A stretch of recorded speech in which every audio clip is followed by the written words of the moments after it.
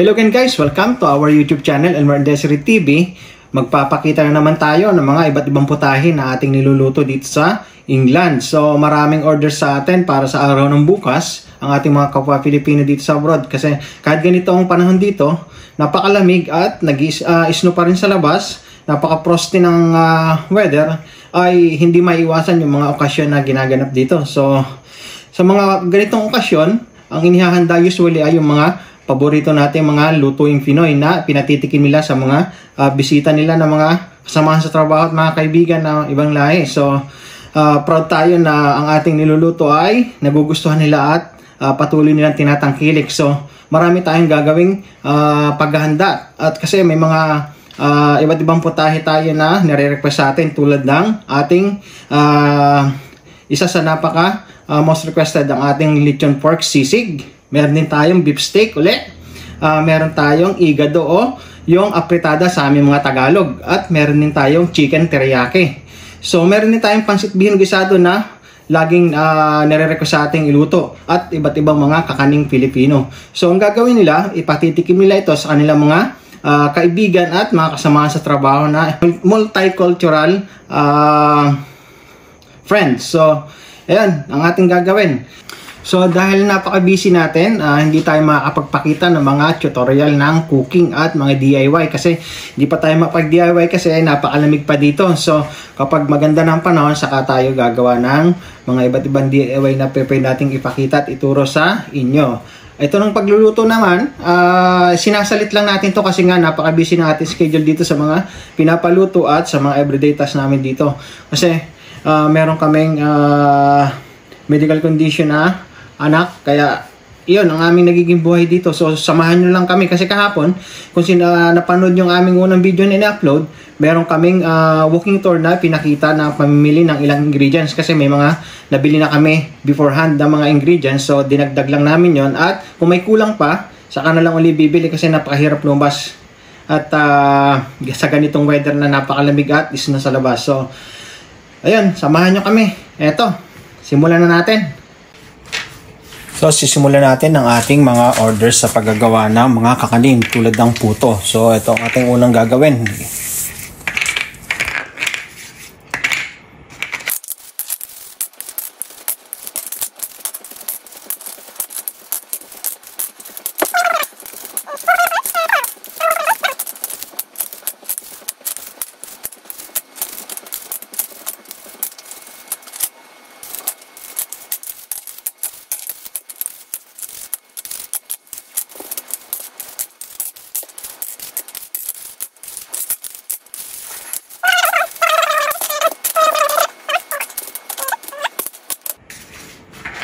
So habang ginigis natin ang ating mga molds para sa ating puto, may hinda na akong mga butter para sa ating puto. Kulay yellow siya, white at purple. Yun ang request sa atin ng ating customer. Ito siya.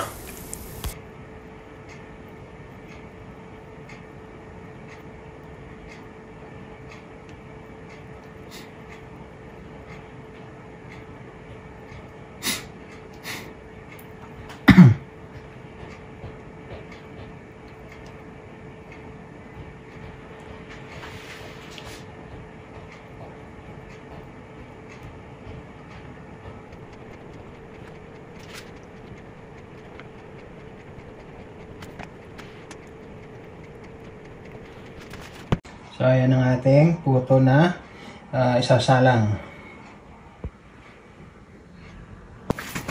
Sunod natin itong yellow naman.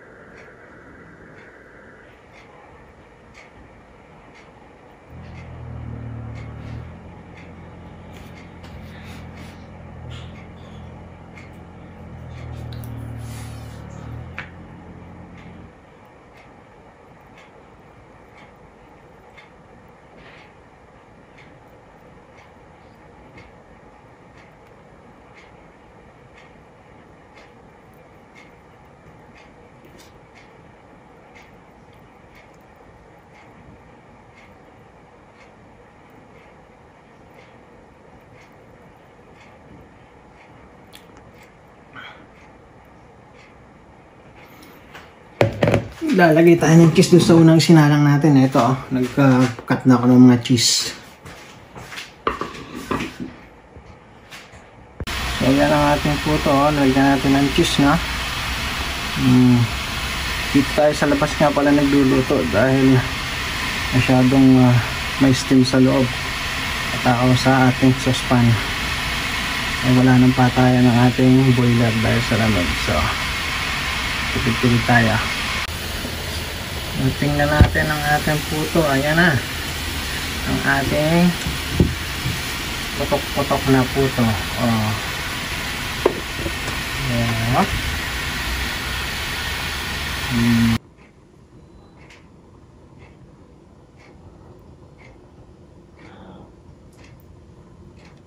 Habang naglalaga tayo ng manok para sa ating pancit bihon gisado, may ino-oven na rin tayo na nililityo nating pangsisig.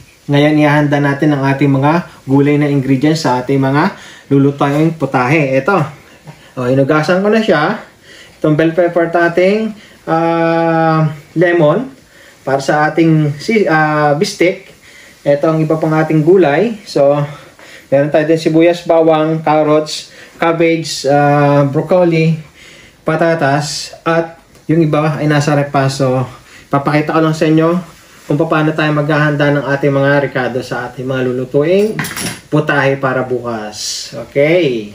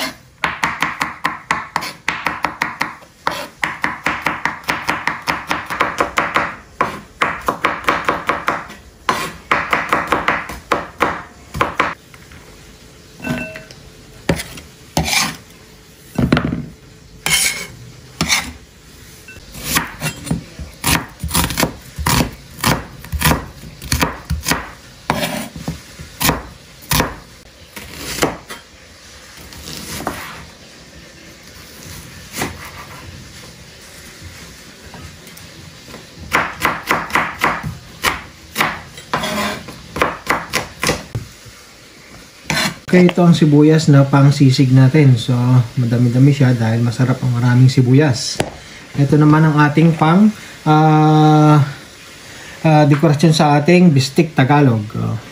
At ito ang ating pang marinade at pang gisa na sibuyas. Meron din tayo dito minis na bawang para sa ating sisig. At ang ating bawang na panggisa at pang marinade. So, dati na ating mga bell pepper naman ang ihahanda natin. So, ito siya.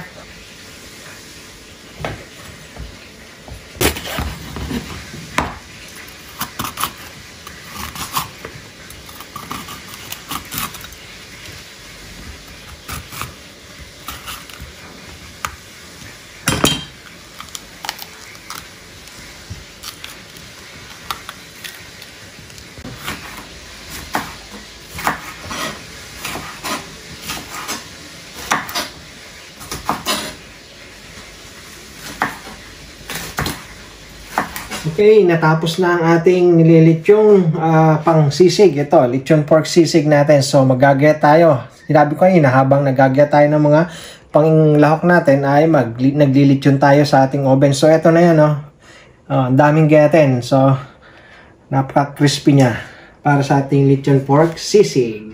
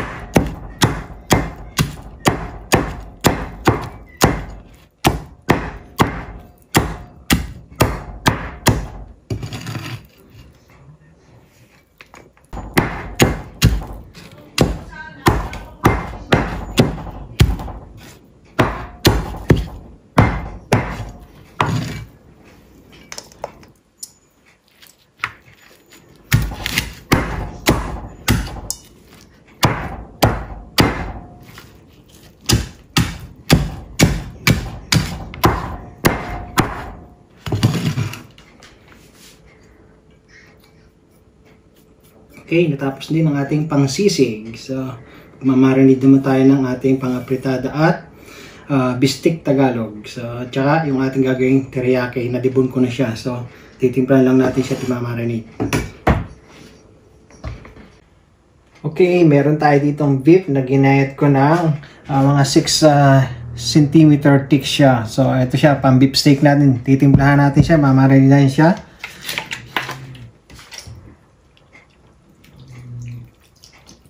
Sarap ito yung minamarinate ng overnight. So, overnight natin siyang gagawin.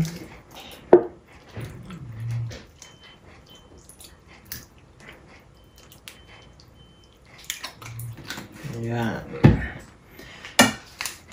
Meron tayo ditong red wine.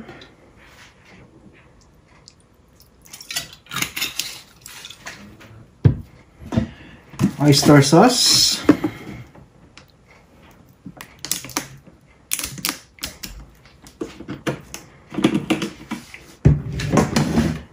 Lemon juice. Ito ay concentrated.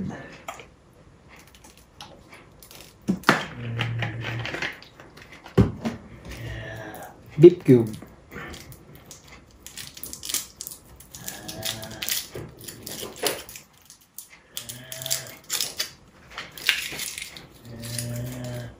At ang ating paminta.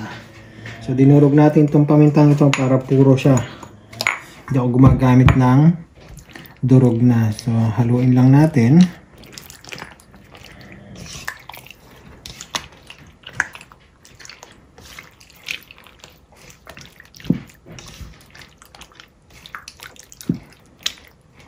Ito ang ating napakabentang beef steak Tagalog. Our version ng beef steak.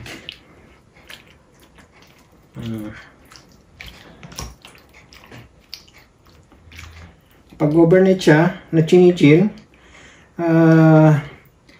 nagpe-penetrate sa ating beef ang ating marination. Kaya siya ay malasang malasa. So, ito lang siya. Wala na tayo ditong ilalahok. So, tubig lang ang ating dadagdag dito pag niluto natin.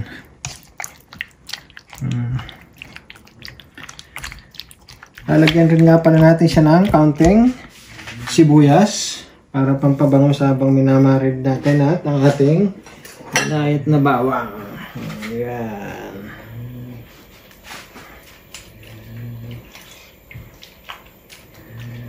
Completos ricados na tayo. Ready for cooking na ito bukas ng umaga.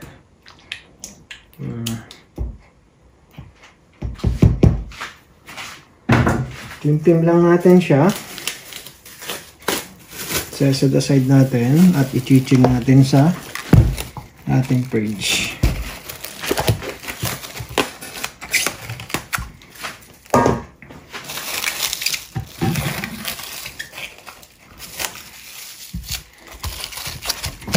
Ayan, meron na tayong pang-beef steak. Ito naman ay ang ating purong laman para sa ating pork apritada o igado. Ito, ginayat na natin siya ng pahaba. Ito ang description ng ating pang-apritada. Pahaba ang gayat niya. Unlike sa mga menudo, caldereta, cube siya. So, ito, titimplahan muna natin siya ng toyole. Sa mga nagtatanong kung bakit marunong tayo magluto, sa nga pala, lumaki po tayo na kasama tayo ng ating lolo sa father side ko na magluluto siya sa mga kasalan. Sa mga handaang malalaki. Siya ay tubong Batangas. At sa mother side ko naman, may kainan sa palengke nung ako'y bata pa. So, lumaki po tayong expose sa ganito. Ang tatay ko magaling din magluto. Ang wala ay ang iluluto.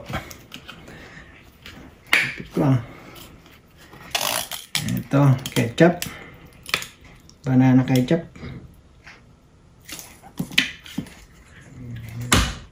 Paminta.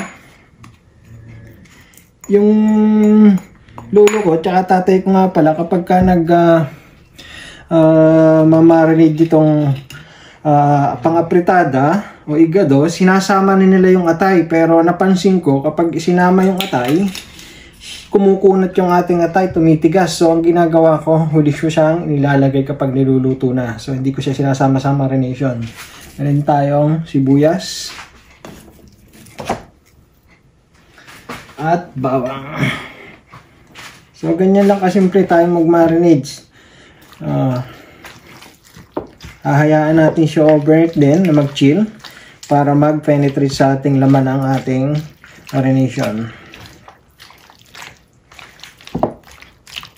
Bukas natin siya titimplahan kapag niluluto na siya ng ayos. Basic ingredients lang tayo kapag nagmamarinade para lumabas ang kanyang umami taste.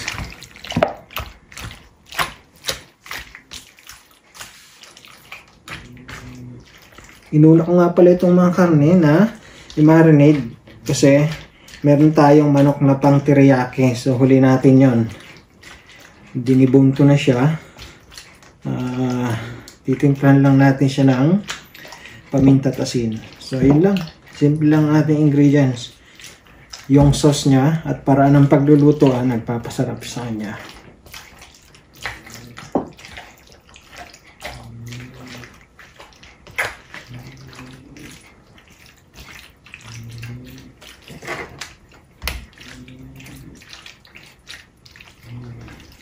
Okay.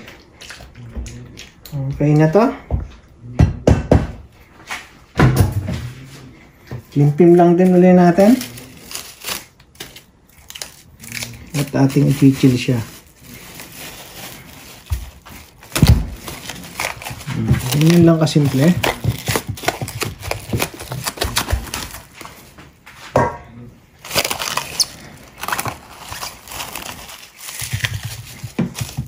Nasa paraan ng paghahanda ang sekreto ng ating masarap na dish. So, sunod natin ang ating pang teriyaki. Okay, ito yung sinasabi ko na pang chicken teriyaki natin. Ito ay chicken thigh na dinibone ko. So, tinimplahan natin siya ng asin at paminta. So, ito na siya. Hindi ko na pinakita yung kasi mahabang proseso yung iisa-isain mo siya lalagyan ng paminta at asin. So, ito siya. Ito ay bali 6 na kilo.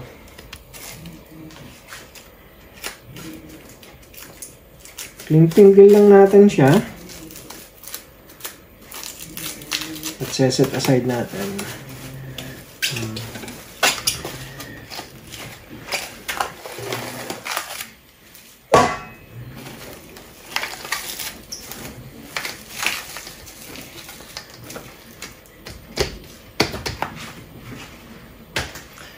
Guys, nasa huling yugto na tayo ng ating paghahanda ng ating mga ricado at mga karne na ating gagamitin para bukas. So, ito ay isang buong manok na nilaga ko kanina habang tayo naghahanda ng ating mga gulay na pang lahok sa ating mga dish. So, nilaga ko na ito at hihimayin na lang. So, tapos na tayo at handa na para sa bukas na pagluluto natin kasi maaga itong pipikapin. So, follow me for our venture for tomorrow's cooking. Thank you very much and God bless. Bye-bye!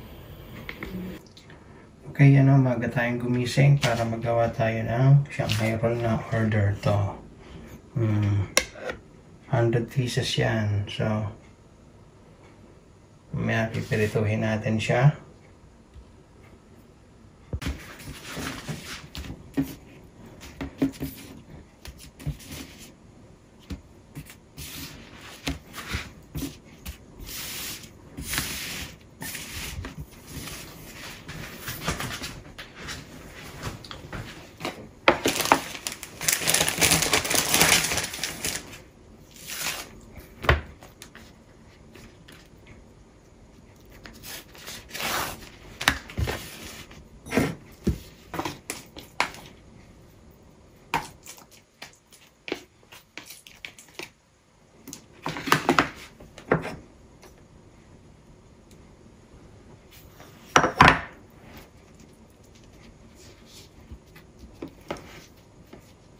One teaspoon ang laman niya.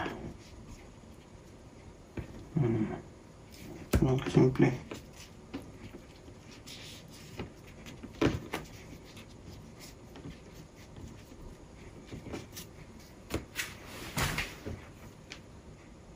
Yan ang ating Shanghai roll.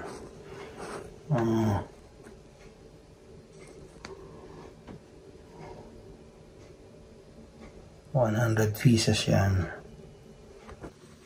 Okay, yan ang ating puto.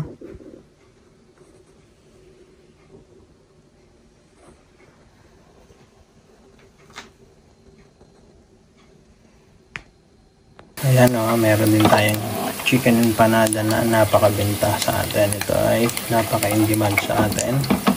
Ating chicken empanada.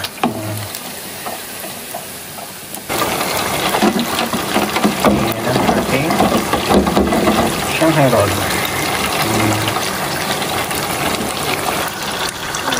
Ayan ang ating Shanghai roll. Ayan. Natin yung sarap ng Shanghai roll.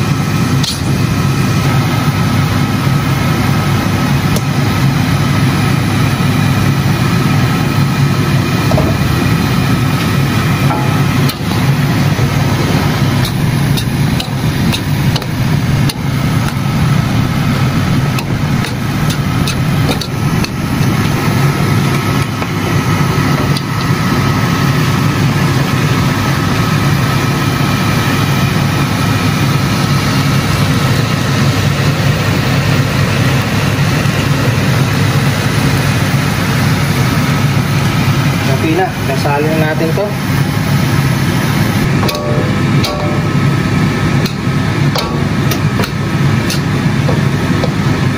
Ready for pick up na.